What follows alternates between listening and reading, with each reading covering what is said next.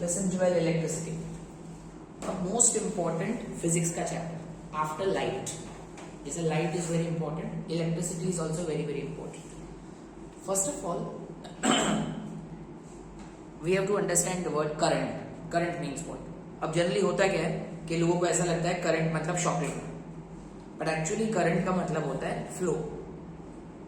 Like if I से water current it means flow of water, if I say air current it means flow of air, but if I say electric current it means flow of charges.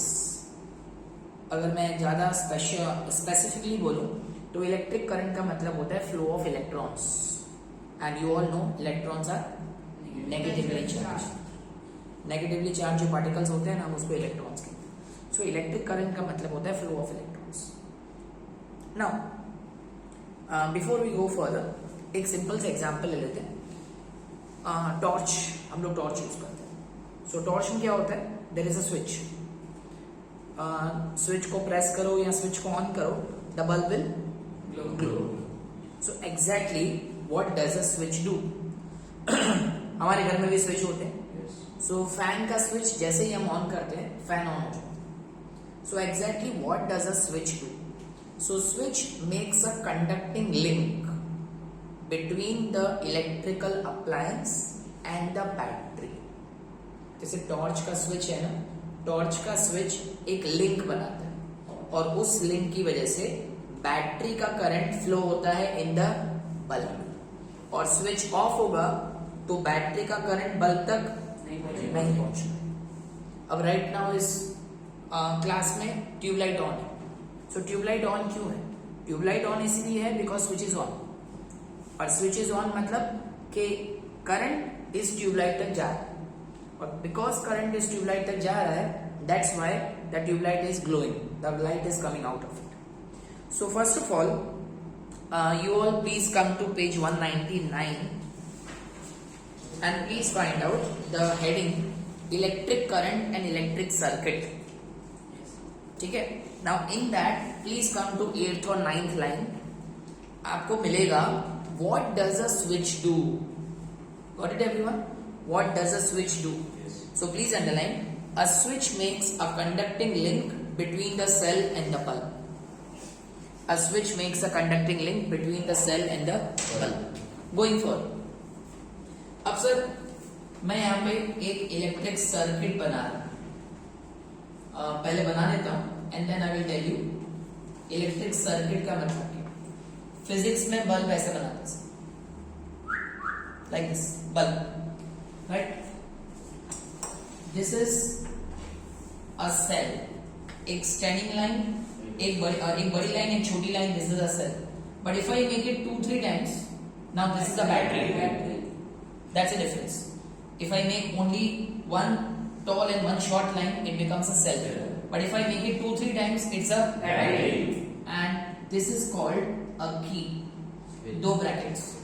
अगर बीच में dot है means the current is flowing, और बीच में अगर dot नहीं है means the current is not flowing.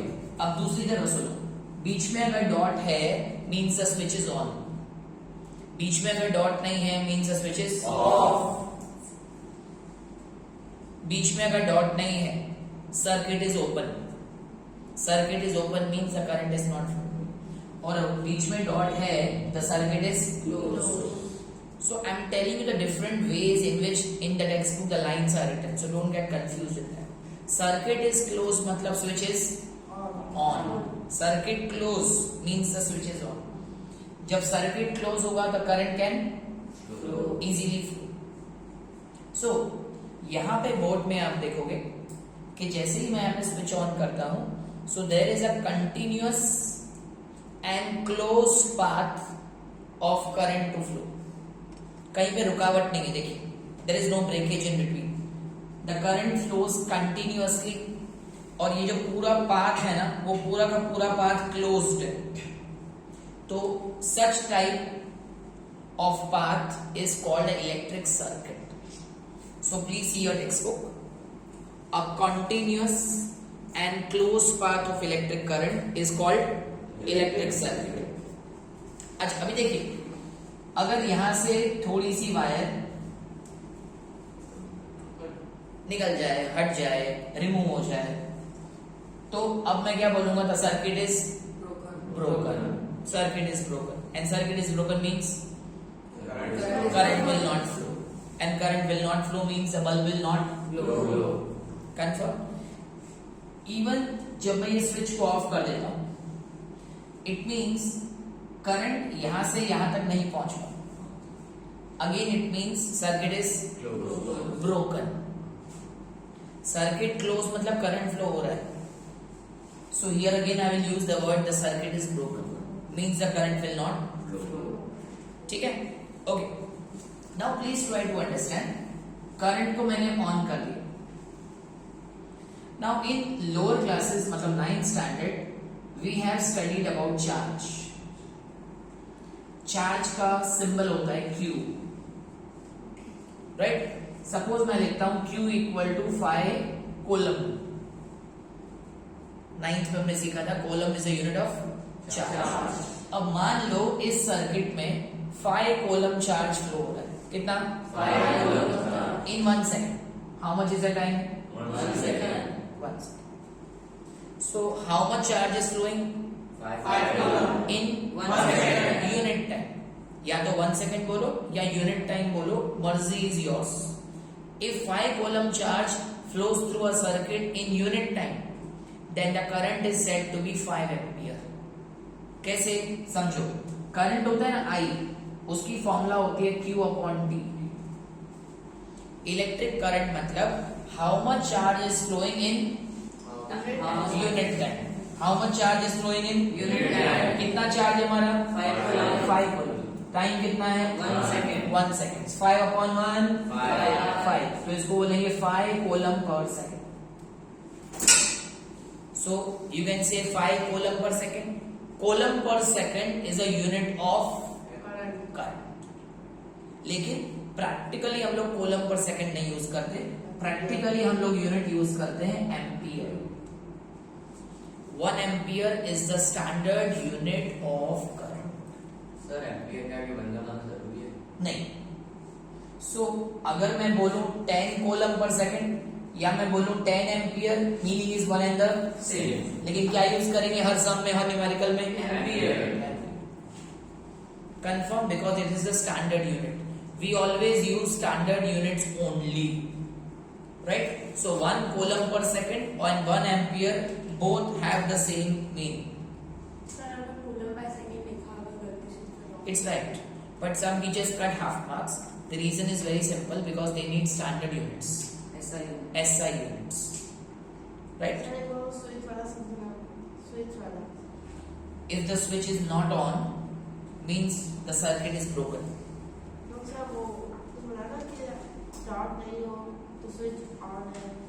Dot नहीं हो तो switch off, और dot लगा दो the switch is on. Right? Here we go. So everybody please come to textbooks everyone, and please come to the next paragraph. How do we express electric current? Got it? Yes. So please find out. Electric current is expressed by the amount of charge flowing through a particular area in unit time. Means how much charge is flowing in unit time, that is called electric current. Everybody clear? Sure? Okay. Now we all know that मैंने आपको starting में इस chapter का ये बताया that electric current मतलब flow of electrons. लेकिन पुराने जमाने में people use to think that, तब तो मैं किस जमाने की बात कर रहा हूं, जब इलेक्ट्रॉन्स डिस्कवर ही नहीं हुए. जब इलेक्ट्रॉन्स डिस्कवर ही नहीं हुए, तो जब इलेक्ट्रॉन्स डिस्कवर नहीं हुए थे तब भी इलेक्ट्रिक करंट तो था. तब भी ये लोग इलेक्ट्रिसिटी को यूज करते थे. पर उनको क्या लगता था? उनको लगता था दैट इलेक्ट्रिसिटी मतलब flow of protons. Electricity means flow of protons. तो ये उनकी गलत बिलीफ थी. Right? Yes. I am talking about those period in which electrons were not discovered. Okay. फिर बहुत टाइम के बाद जब चार्ल्स कोलम, साइंटिस्ट का नाम, जब उन्होंने इलेक्ट्रॉन डिस्कवर किया, तब पता चला कि हाँ यार, electricity does not means flow of protons, it means flow of electrons.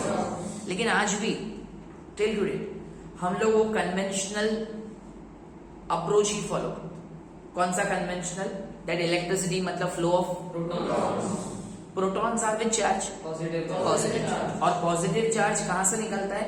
Positive terminal से कहां जाता है? Negative terminal. प्रोटॉन्स दे उनका जो फ्लो होता है ना, it is from positive to negative. So still today अगर आपके एग्जाम में कोई पूछता है what is the direction of protons, so what you will write? And if it is asked what is the direction of electric current, तो भी आपको लिखने का positive to negative, because we are following that conventional belief. अगर exam में पूछे what is the direction of electron, तो लिखने का नेगेटिव। सो 3 ऑब्जेक्टिव्स, फटाफट reply. Flow of electric current,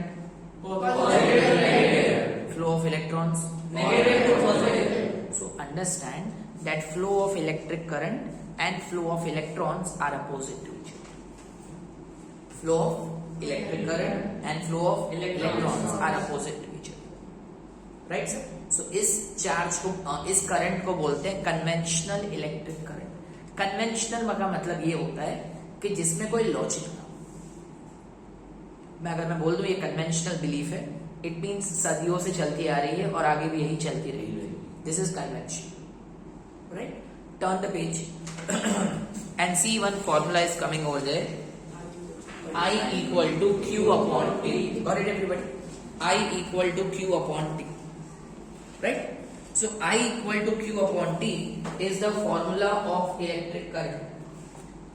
So keep in mind that Sir, you in the first said that electric current means that flow of electrons, and then you said that flow of electrons and flow of current is both opposite. So Correct. we say these no, try to understand. I am saying that till today वो जो current है ना, हम current की direction जो है ना वो अभी भी वो कन्वेंशनल वाली यूज करते हैं। Conventional means the one that was used before, still we are using it till today, right? Actually electric current means flow of electrons, but till today all over the world we are using the direction of current positive to negative. Fine. So I equal to Q upon T. Everybody find out that. अब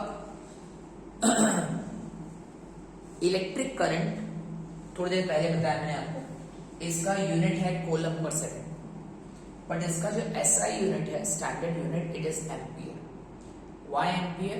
because it was kept in the honor of the scientist Henry Mary Ampere. Right? Now in the exam अगर कोई आपसे पूछे define 1 ampere, define 1 ampere, तो define 1 ampere उस बच्चे को आ जाएगा जिसको करंट की फॉर्मूला आता है। करंट की फॉर्मूला पढ़िए, I equal to Q upon T. I equal to Q upon T, current की फॉर्मूला। तो अगर आपको करंट की फॉर्मूला आती है ना, तो आपको 1 एम्पियर का डेफिनेशन भी आ जाएगा।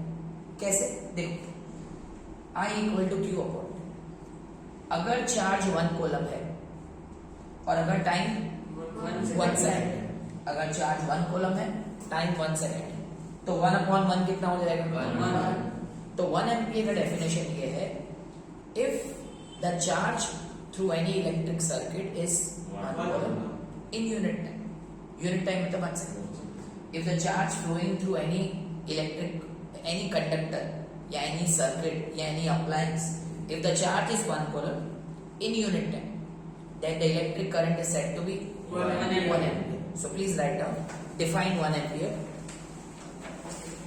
define 1 ampere.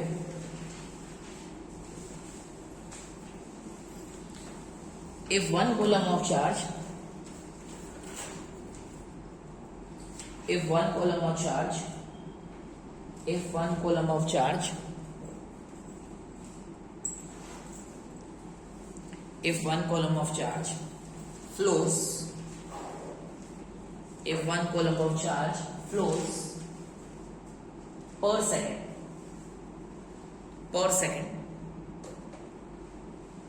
in a conductor, comma, then the current is said to be 1 ampere.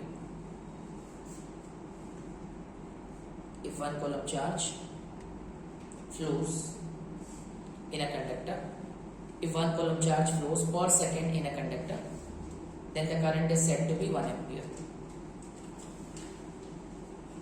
If 1 coulomb charge flows in 1 second per second in a conductor, then the current is said to be 1 ampere.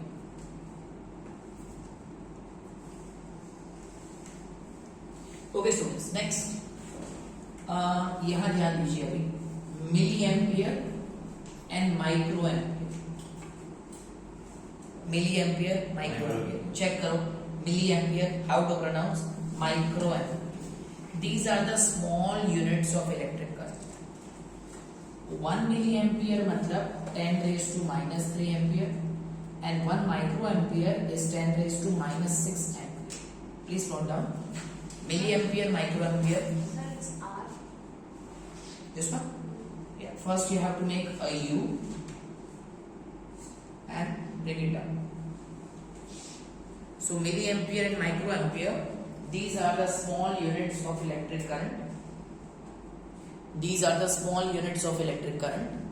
And please note down that 1 milliampere is 10 raised to minus 3 ampere and 1 microampere it is 10 raised to minus 6 ampere.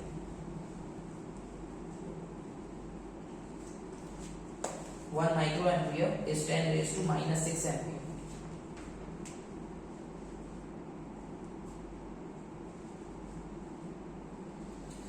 जैसे हमारी गाड़ी में speed को major करने के लिए speedometer होता है, उसी तरह करंट को मेजर करने के लिए एमीटर होता है. एमीटर डिवाइस, इसकी इमेज आप अच्छी तरह गूगल पे सर्च कर लीजिएगा. सो एमीटर एक उसमें एक पॉइंटर होता है, वो बताता है एग्जैक्ट कि इस सर्किट में कितना करंट फ्लो हो रहा है.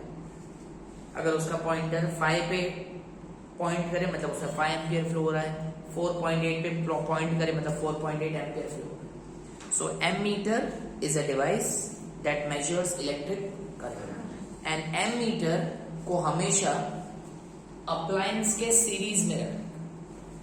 सीरीज में रखने का मतलब उसी लाइन में उसके पास रखने का. ऐसे यहाँ ऐसा क्यों मैं आपको बाद में सिखाऊंगा. Keep this question in mind. Why is ammeter kept in series? Because right now series connection parallel connection आपको नहीं आता, वो बाद में इस चैप्टर में आ जाएगा. Right now keep in mind that ammeter is always connected in series. इसको अंडरलाइन कर लेते हैं. On page 200 an ammeter called an instrument called ammeter measures electric current in a circuit. It is always connected in series in a circuit. Got it everyone? It is always connected in series in the circuit. Fine. So example 12.1, please focus on that. A current of 0.5 ampere is drawn by a filament of an electric bulb for 10 minutes. Find the amount of electric charge that flows through the circuit. So please check how much current is there. 0.5 ampere. So current means I. The value of I is 0.5 ampere. How much time is given? 10 minutes. So remember students that minutes is not the standard unit of time. Time का standard unit क्या है? Seconds. तो इसको seconds में convert करने के लिए 60 से मल्टीप्लाई करें. 60 10 600 seconds. 600 seconds. And see the question everyone. It says that find the amount of electric charge that flows through it. हमें क्या फाइंड करना है? क्यों? इलेक्ट्रिक चार्ज मतलब क्यों? We have to find Q. So just now हमने एक formula study की I equal to Q. तो ये T क्रॉस मल्टीप्लाई में चला जाएगा. Q इक्वल टू I की value 0.5 time is 600 seconds. Point को रिमूव कर दो. 5 upon 10 1 0 6 5 30. So final answer is 300 coulomb. So the charge flowing is 300 coulomb. Right everyone? नीचे प्लीज इन टेक्स्ट बॉक्स पे focus करो everyone. The next book right afterwards. The first question, what does electric circuit mean? Tick कर दिया था हम लोगों ने. Yes. Sure. Second question, define unit of current. Current का यूनिट एम्पियर. एम्पियर का डेफिनेशन लिख लिया. Yes. Third question, calculate the number of electrons constituting one coulomb of charge. One coulomb of charge में कितने इलेक्ट्रॉन्स होते हैं that we have to calculate. अब उसको देख लीजिए, number 3 in text box, how many electrons are there in one coulomb charge. So here charge is given one coulomb और कोई वैल्यू हमारे पास नहीं है, right. So how to do this sum, let us assume that let n electrons are there in one coulomb charge.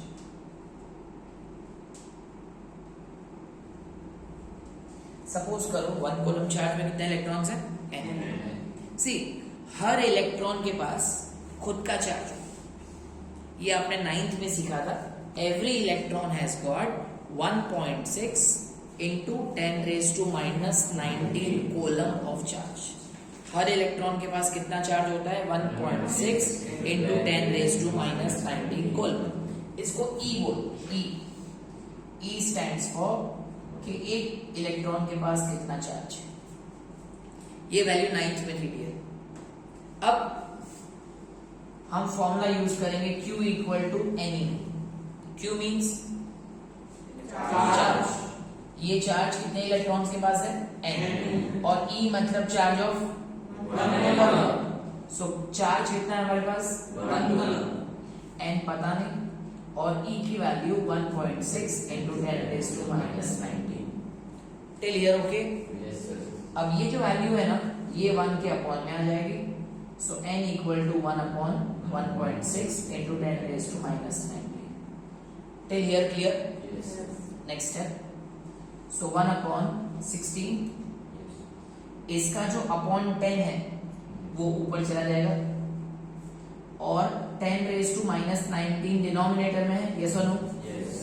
जब वो numerator में चला जाएगा it will become 10 raise to minus 19, जब ऊपर जाएगा it will become plus 9। Till here any problem? Anyone? Sure? Next step, अब 2 5 2 8। अब 5 अपॉन 8 को मैं रफ में डिवाइड करता हूँ। मान लो ये मेरा रफ पेज है। सो 5 न्यूमरेटर में है, 8 डिनोमिनेटर। प्लीज हेल्प मी, 8 की टेबल में 5 आता है सर? नो। फिर 8 6 please help. 8 2 16, 20 minus 16, so 0.625 into 10 raised to 19 electrons. इतने इलेक्ट्रॉन्स होते हैं वन कोलम चार्ज। लेकिन मैं एक स्टेप और कर रहा हूं आपको थोड़ा और डिटेल समझाने के लिए। एग्जाम में यहां तक करोगे फुल मार्क्स दे जाएंगे। Just I am doing one step. Point कहां है? 0 और 6 के बीच में है, राइट? Yes sir. इस पॉइंट को एक डिजिट इस तरफ ले जाओ, इस तरफ मतलब राइट साइड। पॉइंट को एक डिजिट यहां ले जाओ तो क्या हो जाएगा? 6.25। कितने डिजिट्स मूव किया? किस डायरेक्शन में? राइट। जो जितने पॉइंट्स मूव करो राइट साइड में उतना पावर कम होता है। आपने एक डिजिट मूव किया तो 19 minus 1 18। So these are the exact number of electrons in one coulomb charge. And if you see textbook page number 200 ऊपर चेक करना and please come to I equal to Q upon D मिला? उसके नीचे second line देखो, the charge contained in nearly 6 into 10 raised to 18 electrons। तो वो 6 into 10 raised to 18 कैसे आया? यहां से आया। इन्होंने 0.25 को इग्नोर कर दिया, सो 0.25 को इग्नोर कर दो तो कितना आएगा? 6 into 10 raised to 18 electrons। So please note it down and then we will start electric potential।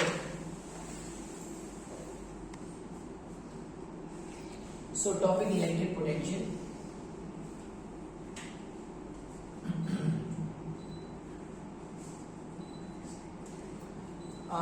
Electrons जब किसी वायर में, इलेक्ट्रॉन्स जब किसी अप्लायंस में फ्लो होते हैं ना तो वो हैपेजेडली फ्लो होते हैं। हैपेजेडली मतलब यहाँ वहां किसी का कोई फिक्स डायरेक्शन नहीं होता है फ्लो होने का, Random. सब रैंडमली फ्लो होते हैं, यहाँ वहां फ्लो, राइट। लेकिन जैसे ही उस अप्लायंस को, जैसे ही उस वायर को बैटरी के या सेल के साथ कनेक्ट करते हैं, तो बैटरी और सेल क्या करता है, उन सभी इलेक्ट्रॉन्स को एक ही डायरेक्शन में फ्लो करवाता है। अ वेरी कॉमन एग्जाम्पल मैं जो सबको देता हूं कि रोड पे बहुत सारी गाय भैंस जा रही होती है, कई बार 20-30 गाय भैंस एक साथ जा रही होती है, तो पीछे उन्हीं अंकल लकड़ी लेके जाते होते हैं, तो पीछे अंकल ना हो तो क्या होता है, कोई यहाँ जाएगी कोई वहां जाएगी, जिसको जहां खाना मिलेगा या जहां जाना हो जाएगा, राइट। बट वो अंकल क्या करते हैं, उनको एक ही डायरेक्शन में चलवाते ताकि ट्रैफिक की प्रॉब्लम ना हो और उनको जहां ले जाना है वहां पे ले जा सके। यही काम बैटरी का। The work of battery or a cell is to make all the charges flow in a particular direction and that direction is positive to negative. ध्यान याद रखना जरा। ओके, सो ये एक बैटरी है, this is the key, this is the ball, fine. So battery has to do some work to move all the charges in a particular direction, और जो work battery करती है चार्जेस को मूव करने के लिए, बैटरी को कुछ वर्क करना पड़ता है to make the charges flow from one point to another point, and that work is called electric potential. The work done by the battery to move charges, to move electric charges from one point to another point. That work is said to be electric potential. Electric potential is the work done by the battery. Suppose एक battery ने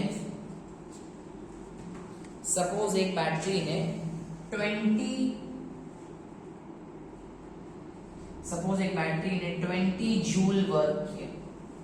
सबको पता है work का unit joule होता है। Suppose एक battery ने 20 जूल वर्क किया, कितने कूलम चार्ज को फ्लो करवाने के लिए, मान लो 1 कूलम चार्ज को फ्लो करवाना, so 20 upon 1 20, so 20 joule per coulomb. This is the electric potential या electric potential difference of the battery. इतना वर्क बैटरी ने किया and this is called electric potential difference. So what is electric potential difference? It is the work done by the battery or cell to move the charges from one point to another. Formula V equal to W upon Q. W stands for work, Q stands for charge, W का unit joule, Q का unit coulomb. So electric potential का unit joule per coulomb. Joule per coulomb standard unit नहीं, standard unit ये है, joule per coulomb को हम volt भी लिख सकते। Okay, joule per coulomb is written as volt and volt is the standard unit of electric potential difference. So please underline first, then I will repeat it once again for you. I am on page 201. From the bottom, please come to the last 6th line. We define the electric potential difference between 2 points in an electric circuit carrying some current as the work done to move unit positive charge from one point to another point. And please find out potential difference between 2 points equal to, वहाँ लिखा हुआ है work done upon charge. So V equal to W upon Q. The SI unit of electric potential is volt. Okay. Coming to define 1 volt. 1 volt means what? Define 1 volt. So 1 volt का definition याद रखने के लिए आपको volt का formula याद होना चाहिए, V equal to, ठीक है। अच्छा, V 1 volt कब होगा? When the work is 1 joule and that work is done to move 1 coulomb charge कितना charge? 1 coulomb charge. If the work done to move 1 coulomb charge from one point to Another. is 1 joule. If the work done to move 1 coulomb charge from one point to another point is 1 then the electric potential is said to be 1 volt. 1 volt electric potential कब होगा? ध्यान से सुन. If the work done to move 1 coulomb charge from one point to another point is 1 joule. Let's underline the definition. I am on page 201 at the bottom. 1 volt is the potential difference between 2 points in a current carrying conductor when 1 joule of work is done to move a charge of 1 coulomb from one point to another point. And also please find out everyone, 1 volt equal to 1 joule upon 1 coulomb मिला? Yes. तो 1 volt लिखो या 1 joule per coulomb लिखो, it is one and the same. Also find out potential difference को major करने के लिए एक डिवाइस होता है, उसका नाम है वोल्ट मीटर. और वोल्ट मीटर को हमेशा पैरेलल में कनेक्ट करते हैं. पैरेलल मतलब से फॉर एग्जांपल यहाँ एक बैटरी और यहाँ एक बल्ब है. Here is a battery and here is a cell. तो वोल्ट मीटर को हमेशा ऐसे कनेक्ट करते हैं. Reason I will tell you afterwards, but remember voltmeter is always connected in parallel. Right?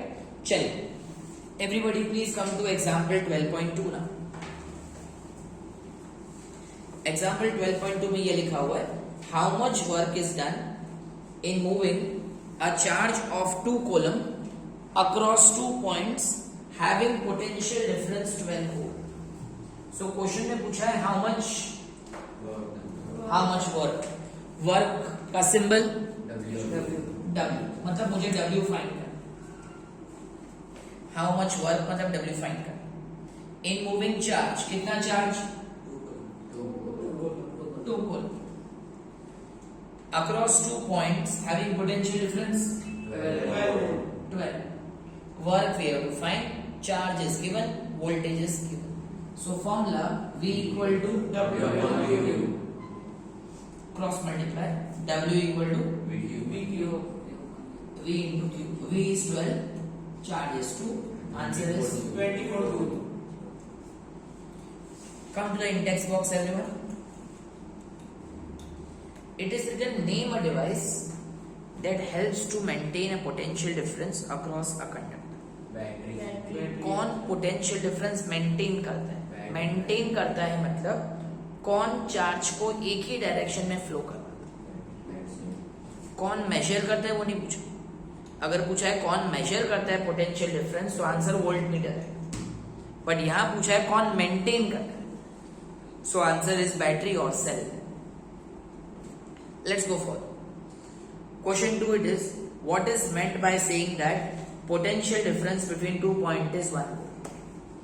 1 volt का definition already we have take mark. And third question, let's start. Question है how much energy is given to each column of charge passing through a 6 volt battery. So please find out. हमें find करना है how much energy और work दोनों का symbol same. सुना? Energy और work दोनों का सिंबल सेम और दोनों का यूनिट भी सेम. कौन सा unit? Joule. So how much energy is given to each column? Each column means 1 coulomb. 1 of charge passing through a 6 volt battery. So what's the formula? Formula is V equal to W. V पता है ना?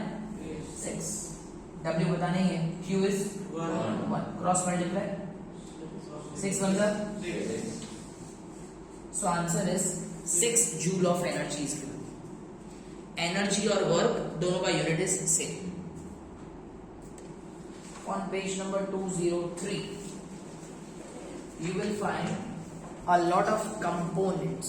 बहुत सारे electrical components हैं और सामने उनके symbol दिए हुए. There are lots of electric components. सामने उनके सिंबल दिए हुए हैं. The first one is about electric cell. Second is about a battery. Third is key open. Means the current is not flowing. So key is open. then key closed, wire joint, wire crossing, electric bulb. Resistor क्या होता है आपको बाद में पता चल जाएगा. A resistor of resistance R, variable resistance, ammeter, voltmeter. So right now आपको ये सारे सिंबल्स याद रखने हैं. Nothing to explain. 1 मार्क में आ सकता है. हो सकता है सिंबल ड्रॉ किया हो और आपको पूछा हो ये किसका सिंबल है, या पूछा हो draw the symbol of voltmeter, draw the symbol of resistance. आपको सिंबल याद रखने.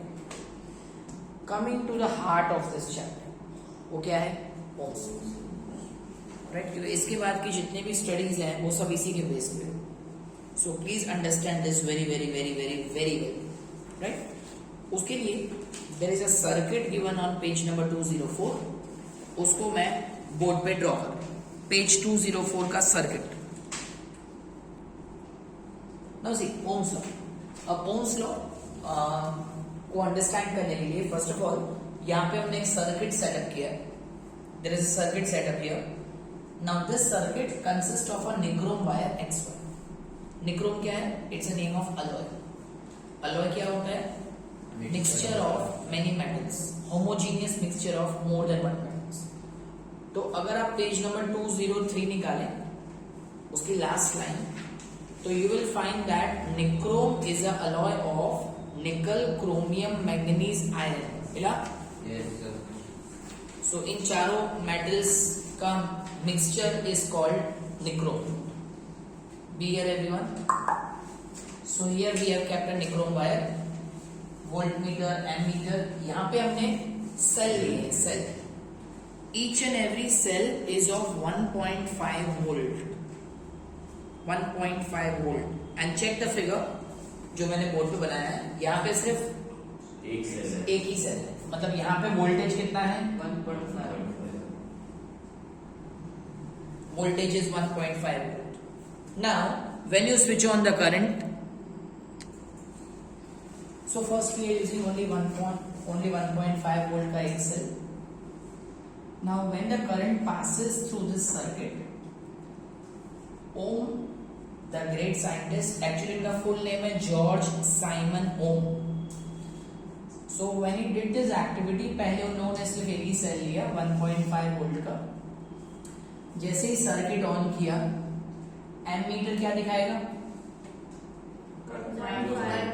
करंट का रीडिंग I. और वोल्ट मीटर क्या दिखाएगा? वोल्ट. सो पहले हम लोगों ने सिर्फ एक ही सेल कनेक्ट किया था. सो हाउ मच वाज वोल्टेज? 1.5. उस वक्त जितना भी करंट था ना, उन्होंने यहाँ पे नोट कर दिया. May be 3 ampere, 4 ampere, what ever is the current, उन्होंने यहाँ पे नोट कर दिया. Is it clear? Then instead of one cell, he connected two cells. अब 2 cells होंगे तो वोल्टेज भी डबल हो जाएगा. So now इन्होंने 2 cells connect किए. Right? First there was only one cell. Now there are 2 cells. So when there are 2 cells, voltage will be 3. Current जो भी आया ना, उन्होंने यहाँ पे नोट कर दिया. Then he did the same thing with 3 cells and last 4 cells. In 3 cells the voltage will be 4.5 and in 4 cells 6. और इसके बाद उन्होंने क्या किया? V upon I का रेशियो फाइंड किया. 1.5 अपॉन यहाँ जो भी वैल्यू आई उसको डिवाइड किया, 3 को इससे डिवाइड किया, 4.5 को डिवाइड किया, 6 को इससे डिवाइड किया. So he was shocked to find that ये जो V upon I का रेशियो आ रहा था ना, in all cases it was coming constant.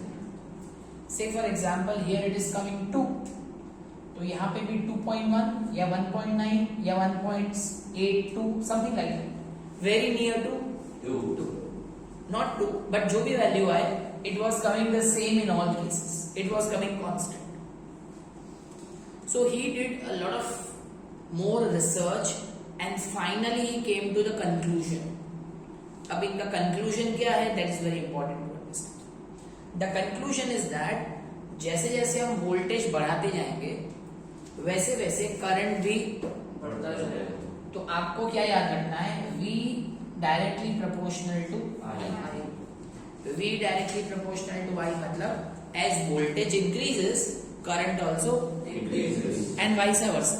As current increases Voltage also increases. voltage also increases. So first thing that he said that voltage is directly proportional to current. Voltage is directly proportional to Current. Voltage is directly proportional to Current.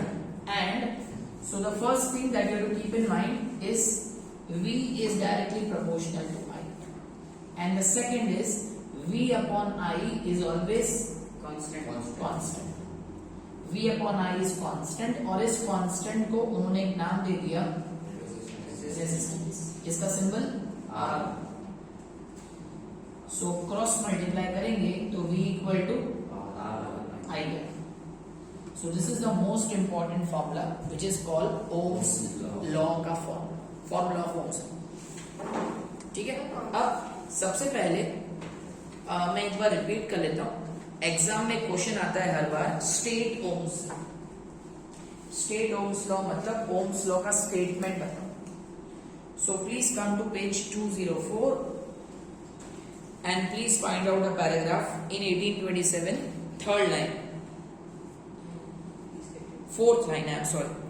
The potential difference V across the ends of given metallic wire in an electric circuit is directly proportional to the current flowing through it, provided the temperature remains the same. This is called Ohm's law. And the formula V proportional to I, V upon I is constant और उस constant को बोला गया है R. And if you cross multiply, then V equal to I.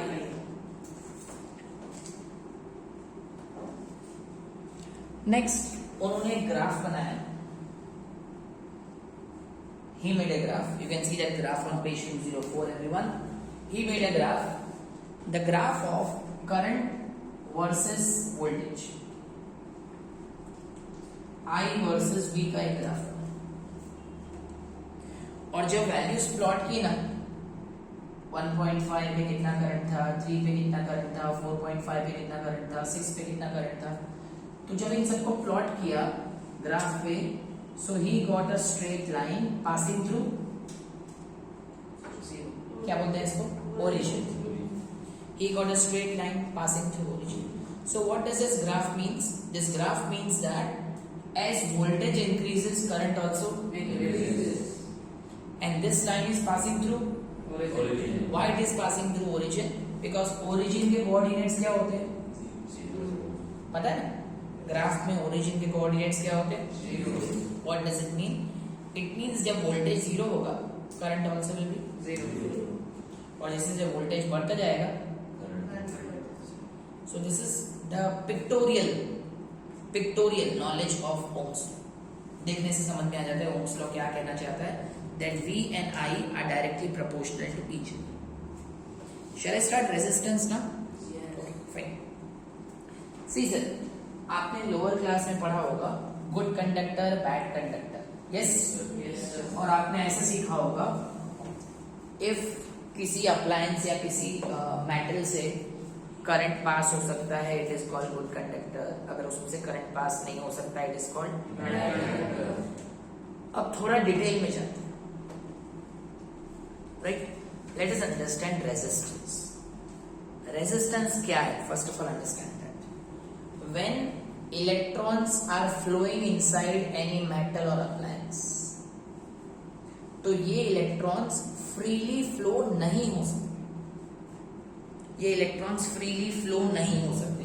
क्यों freely flow नहीं हो सकते? द रीजन इज दैट कि उस कंडक्टर के अंदर उस कंडक्टर के एटम्स, उसके मॉलिक्यूल्स, उसके आयंस जब वो फ्रीली फ्लो करेंगे ना, तो कई बार उसके अंदर के एटम, मॉलिक्यूल आयन से टकराएंगे, और जब वो उससे टकराएंगे उसकी स्पीड कम हो जाएगी. So the electrons cannot move freely in some appliances, in some materials, but in some other materials they can freely move. तो इस प्रॉपर्टी को रेजिस्टेंस कहते हैं. Every material obstructs the flow of current. Her material current को easily flow होने नहीं देता, तो इस प्रॉपर्टी को रेजिस्टेंस कहते हैं. What is resistance? It is the property of a material to obstruct the flow of current. मतलब जितना रुकावट ज्यादा होगा उतना करंट का फ्लो कम। रेजिस्टेंस जितना कम होगा उतना करंट का फ्लो ज्यादा होगा, और रेजिस्टेंस जितना ज्यादा होगा उतना करंट का फ्लो कम होगा। मतलब resistance and current are inversely proportional. Resistance means रुकावट, more the रुकावट less the current, more the रुकावट less the current. That's clear? Okay, come to the next one everyone. I'm on page 204. Bottom. R is constant for the given metallic wire at a given temperature and it is called resistance. It is the property of conductor to resist the flow of charges passing through it. Its SI unit is ohm, represented by the Greek letter. Okay, earlier ये resistance की unit का symbol है, इसको बोलने का ओम। अगर 5 ओम लिखना है तो ऐसे लिखने का ओम, ठीक है? This is called ohm. Let's go forward. So according to ohm's law क्या था? V इक्वल टू आई और आर के बीच में मल्टीप्लाई की साइन। सो हम इसको ऐसे लिख सकते हैं R equal to V। It means अगर किसी बैटरी का वोल्टेज 1 वोल्ट है, अगर किसी बैटरी का इलेक्ट्रिक पोटेंशियल 1 वोल्ट है और अगर उसमें करंट का यूनिट क्या था? 1 एम्पियर। तो अगर किसी सर्किट में 1 एम्पियर करंट फ्लो हो रहा है और उसका पोटेंशियल डिफरेंस 1 वोल्ट है तो उसका रेजिस्टेंस कितना होगा? 1 ओम। सो डेफिनेशन आ सकता है, डिफाइन 1 ओम मतलब सर्किट में कितना करंट होना चाहिए? 1 एम्पियर। और कितना पोटेंशियल डिफरेंस होना चाहिए? 1। Then the resistance is 1 ohm. Please underline on page 205, third line. If the potential difference across the two ends of conductor is 1 volt and the current passing through it is 1 ampere, then the resistance R of the conductor is 1 ohm. ठीक है? So 1 ohm is equal to 1 volt upon 1 ampere. And also underline, the current through a resistor is inversely proportional to its resistance. I repeat, the current through a resistor is inversely proportional to its resistance. It means very simple that more the resistance, less will be the current. दोनों inversely proportional. ठीक है? अब exam में कुछ ऐसे questions आते हैं, listen very carefully.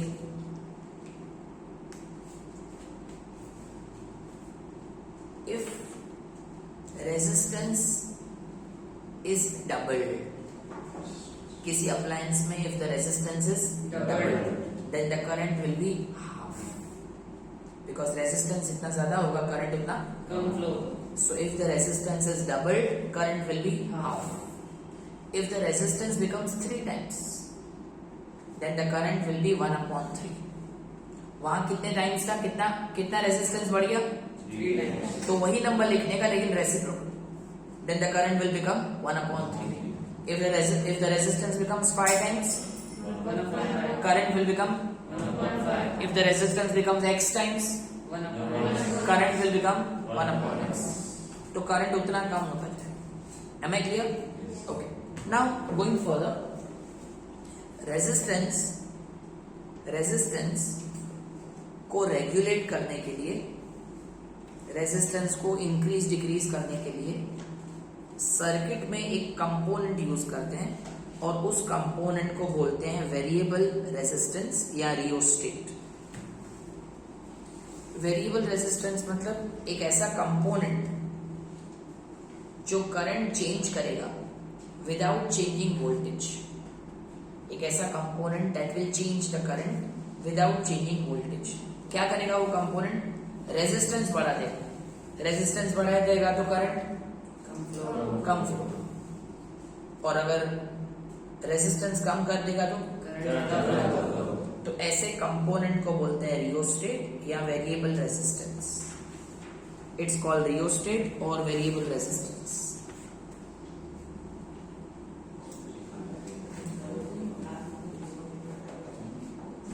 Activity 12.2 on page number 205. So on page number 205 there is an activity given to you. In this activity what they have done is उन्होंने फिर से कोई वायर ली है. हम सपोज करते हैं इट्स ए निक्रोम वायर, और इस निक्रोम वायर को आप देखिए जो सर्किट दिया हुआ है टेक्स्ट बुक में, इज इट क्लोज्ड और broken? Broken. Because I hope you will see that there is a gap between X and Y. So the circuit is broken. अब करना क्या है आपको, इस गैप में connect a bulb. First connect है छोटा बल्ब, देन कनेक्ट अ मोटा bulb. Means first connect a bulb having less voltage, then connect a bulb having more voltage. फिर आप यहाँ पे इन बिटवीन दिस टू आप डिफरेंट चीजें कनेक्ट कर सकते हो. क्या कनेक्ट कर सकते हो, यहाँ बीच में सपोज आपने एक कॉपर वायर लगा दिया, सपोज आपने यहाँ बीच में एक आयरन का वायर लगा दिया. सो एवरी टाइम आप इसको, इस सर्किट को क्लोज करो, but use different materials. Suppose आपने यहाँ पहले कॉपर वायर लगाया, कॉपर वायर लगा के measure the current, how much current is there. फिर यहाँ पे निक्रोम वायर लगा के measure the current, iron measure the current, bulb लगा के measure the current. Every time you will see that current does not remain same. Current changes. Why the current changes? Because the material is changing. So what this activity wants to prove? This activity wants to prove you that every metal, every material has got its own resistance. Her material का खुद का resistance होता है. Please underline page 205 at the bottom. In this activity we observe that the current is different for different components. Her component में current different है. Activity के नीचे the current is different for different components. It means that every component has got its own resistance. अब कुछ components ऐसे होते हैं जो इजीली करंट को फ्लो होने देते हैं. सो सच कंपोनेंट्स आर कॉल्ड कंडक्टर्स, जिसको हम कहते हैं गुड कंडक्टर्स. लेकिन कुछ कंपोनेंट्स ऐसे होते हैं जो करंट को फ्रीली फ्लो होने नहीं देते, तो उनको बोलते हैं रेजिस्टर्स. रेजिस्टर से भी ज्यादा रेजिस्टेंस होगा तो हम कहेंगे पुअर कंडक्टर, और जिसका बहुत हाई रेजिस्टेंस होगा ना, इसको कहते हैं insulators. So in short every component has its own resistance. Copper का, आयरन का, निकल का, क्रोमियम का, इन सब का रेजिस्टेंस सेम नहीं होगा. सबका रेजिस्टेंस डिफरेंट. राइट. अब लास्ट टॉपिक ले लेते हैं, शॉर्ट वाला. On what factors resistance of a conductor depend. Resistance किन फैक्टर्स पे डिपेंड करता है. So please look at activity 12.3. So the topic is factors on which resistance depend. Resistance कौन कौन से फैक्टर्स पे डिपेंड करता है. शॉर्ट में बोलता हूं, हर मटेरियल करंट को इजीली फ्लो होने देगा. तो वो जो प्रॉपर्टी है ना मटेरियल की, to obstruct the flow of current, उस प्रॉपर्टी को कहते हैं. अब मेरा क्वेश्चन है, रेजिस्टेंस किन चीजों पर डिपेंड. नंबर 1, अब इस एक्टिविटी में आप पहले सपोज करो कि जो गैप है ना, यहाँ पे आपने एक वायर लगा दिया. हर वायर का खुद का रेजिस्टेंस होता है, हाँ ना. यस. तो ये रेजिस्टेंस का सिंबल है, zigzag लाइंस. तो सपोज करो मैंने एक वायर ली L मीटर लॉन्ग. L कुछ भी हो सकता है, 2 मीटर हो सकता है, 1 मीटर हो सकता है, कुछ भी हो सकता है. ठीक है. तो एक मैंने वायर ली, कौन से मटेरियल की, सपोज कॉपर की या निक्रोम की. कितना मीटर? L.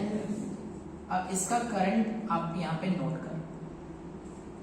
यहाँ पे हम लोग करंट को नोट करते हैं। Ammeter will tell you how much current is flow.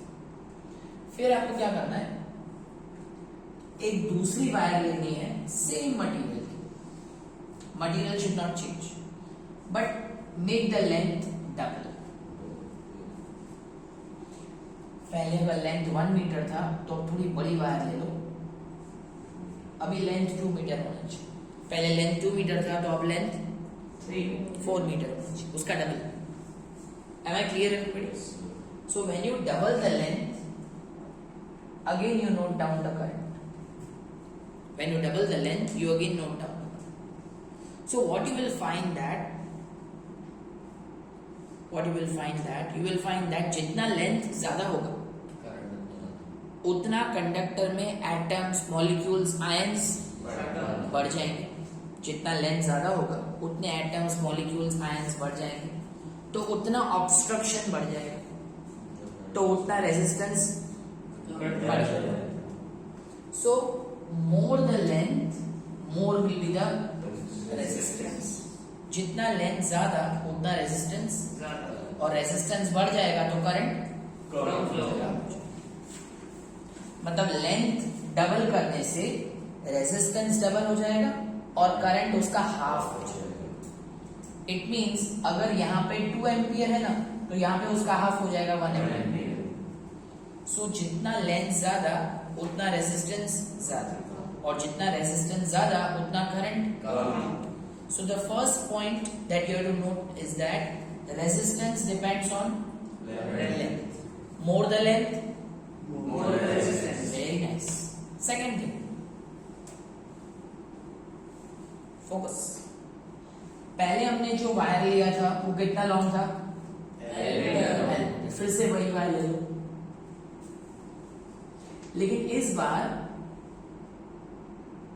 वो पहले के कंपैरिजन में लेंथ तो वही होनी चाहिए, length should not change, material should not change, but उसका एरिया डबल कर दो। एरिया डबल कर दो मतलब अब वो वायर मोटा होना चाहिए, लेंथ उतनी होनी चाहिए बट इट शुड बी मोटा, थिक। सपोज पहले एरिया ए था, so now the area should be double of that. First the area is a, now the area is double of that. So what you will find that जितना आप thickness बढ़ा दोगे ना, thickness जितना बढ़ा दोगे ना, उतना करंट उस वायर में से इजीली पास हो सकता है। रोड पे आपने देखा है, जो रोड बहुत ब्रॉड होता है, विड्थ उसकी ज्यादा होती है, वहां से हम गाड़ी इजीली निकालते हैं, और जो रोड ऑलरेडी बहुत नैरो होता है वहां बहुत प्रॉब्लम हो जाती है, ट्रैफिक जाम से वहीं। सेम वे जितना एरिया ऑफ क्रॉस सेक्शन ज्यादा होगा उतना current easily flow, current easily flow होगा मतलब रेजिस्टेंस कम। सो जितना एरिया ज्यादा उतना रेजिस्टेंस कम, मतलब inversely proportional. More the area less will be the resistance, right? So in short, second point, resistance depends on area. And the third and the final thing, यहां पे दूसरी एक वायर कनेक्ट कर दो, लेकिन मटेरियल चेंज कर दो। Copper की जगह निक्रोम या आयरन, कुछ लेंथ वही रखो, एरिया भी वही रखो। Will the current remain same और different? Different. Why different? Because we have changed the material. So resistance depends on which three things? Length of the wire, yeah, length of the material, area of the material, and type of the material. Type, किस type का material है। So resistance इन तीन चीजों पर depend करता है। Confirm? अब देखो मैं आपको बताता हूँ क्या नोट करना है, right? So first of all everyone come to page 207, first line, page 207, first line. Please find out resistance of conductor. Resistance of the conductor depends on number 1 length, number 2 area of cross section, and number 3 nature of material. एक और चीज underline करो, precise measurement have shown that resistance of a uniform metallic conductor is directly proportional to length.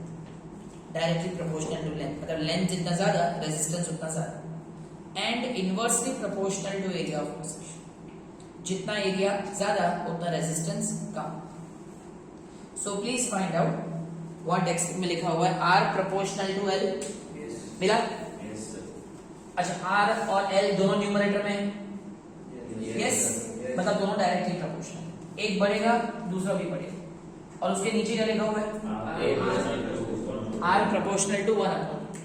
First it is written R proportional to L, then it is written R proportional to 1 upon. अगर इन दोनों को combine कर दोगे तो are proportional to L बन जा L upon. R proportional to L. ठीक है.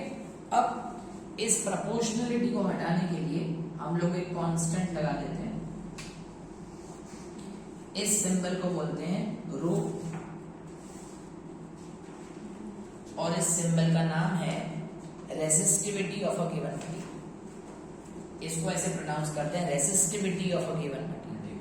सो R equal to rho L upon A, और इस रो को बोलते हैं electrical resistivity of a given material. क्या था? ठीक है. ओके. नाउ फोकस यहाँ क्रॉस मल्टीप्लाई करो. ए कहाँ जाएगा? आर के साथ. So R A equal to p नहीं बोलने का, रो बोलने का. रो So can you repeat what you said about resistivity, electrical resistivity of the material. Rho stands for electrical resistivity of the material. So please tell me, rho और L के बीच में कौन सा साइन है? तो L कहाँ चला जाएगा? डिवाइड. तो इसको मैं ऐसे लिख सकता हूँ ना, rho equal to R A upon. Is it clear? Numericals में बहुत काम आएगा. Rho equal to R A upon L. Let's go further. अब मुझे ये पता करना है कि रो का एसआई यूनिट क्या होगा. What is the SI unit of rho? तो उसके लिए प्लीज फोकस करिए, या मैं ऊपर लिख रहा हूं. Rho equal to R. R stands for resistance. R stands for resistance का unit ohm. A stands for area. Area का unit metre square. Length L stands for length का यूनिट. तो एक एक मीटर कट कर दो तो रो का यूनिट क्या हो जाएगा? ओम मीटर. ओम तो एज इट इज, ऊपर 2 मीटर है, नीचे 1 मीटर है, 1 मीटर कैंसिल. सो रेजिस्टिविटी का यूनिट क्या है? Ohm metre. Let's underline this in the textbook. On page 207, rho is constant of proportionality and it is called electrical resistivity of material of the conductor. The SI unit of resistivity is ohm meter. It is a property of the material. The metals and alloys have very low resistivity in the range of 10 raised to minus 8 to 10 raised to minus 6. They are good conductors of electricity. Insulators like rubber and glass have high resistivity of 10 raised to 12 to 10 raised to 17. Both resistance and resistivity vary, means differ with temperature. Now see students, नीचे एक table दिया हुआ है. उस table में different materials का resistivity दिया हुआ है. कंडक्टर्स, अलॉयज, इंसुलेटर्स, सबका रेजिस्टिविटी दिया हुआ है. तो अगर आप ध्यान से उनको देखें ना, तो इंसुलेटर्स का रेजिस्टिविटी सबसे हाई है. Insulators have the highest resistivity, उससे लो अलॉयज, और सबसे कम रेजिस्टिविटी इसका है. तो इसमें 2 क्वेश्चंस आ सकते हैं. Listen very carefully. हमारे घर में जितने भी इलेक्ट्रिकल हीटिंग डिवाइस होते हैं, electrical heating device, example geyser, example oven, example toaster machine, example sandwich maker, example electric iron, इन सब में मेटल यूज नहीं करते, alloy use. They don't use metal, they use alloy. Reason, alloys do not oxidize at high temperature. Alloys high temperature पे जल नहीं जाते, उनमें आग नहीं लगती. तो इसीलिए इलेक्ट्रिकल हीटिंग डिवाइस में क्या यूज करते हैं? 1 mark answer. Please underline. Table के ऊपर ढूंढना. alloys do not oxidize bracket burn readily at high temperature. For this reason they are commonly used in electrical heating device like electric iron, toaster, etc.